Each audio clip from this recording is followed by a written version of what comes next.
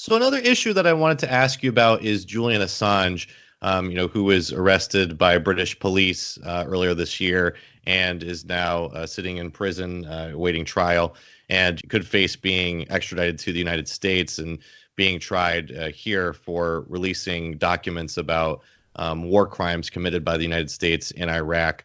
I just would like your overall thoughts on what your predictions are for what might happen with Assange.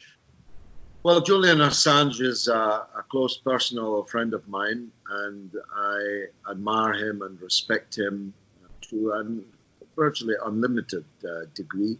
His calvary over this last decade has been extremely painful to watch, but much more painful for him to experience and undergo. I have very real doubts as to whether he will survive this whole process. He certainly wouldn't survive for very long in the dungeons of the United States injustice system if it came to that. But he's in a very bad place psychologically and physically, and he's in a very bad place legally because it's abundantly clear that they are determined to get them. They are determined to get their man. They are going to do whatever is necessary to have him extradited. The legal case for his extradition is so threadbare as to be ridiculous.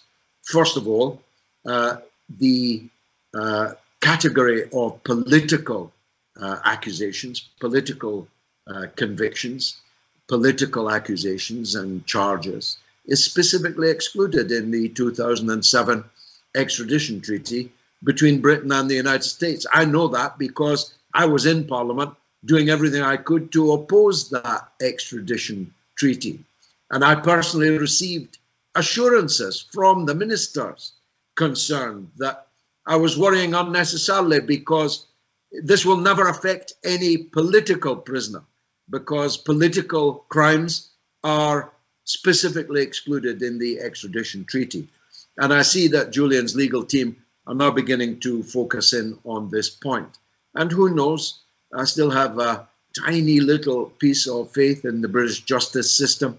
At the very least, I'd rather face a British judge than a British minister or a British newspaper editor or a member of Britain's political class. If there is still some honour in the British judiciary, that line of defence might prevail. But on the other hand, the judge said just this week that the government is very keen to have this case disposed of promptly and within the allotted time, thus revealing to the world that the notion that the British judiciary and the British government are two entirely distinct and separate institutions was not quite as we are told in the textbooks that it is. Because, of course, the government has nothing to do with this. The government is prosecuting the case, but it has absolutely no authority on what the timescale of this should be, let alone on what its outcome should be. At least that's what the textbooks and Constitution tells us. Julian's crime, as everybody watching this knows, is to expose high crimes and misdemeanors amongst the powerful. And the powerful have made it a crime for people like Julian to tell the truth about their crimes.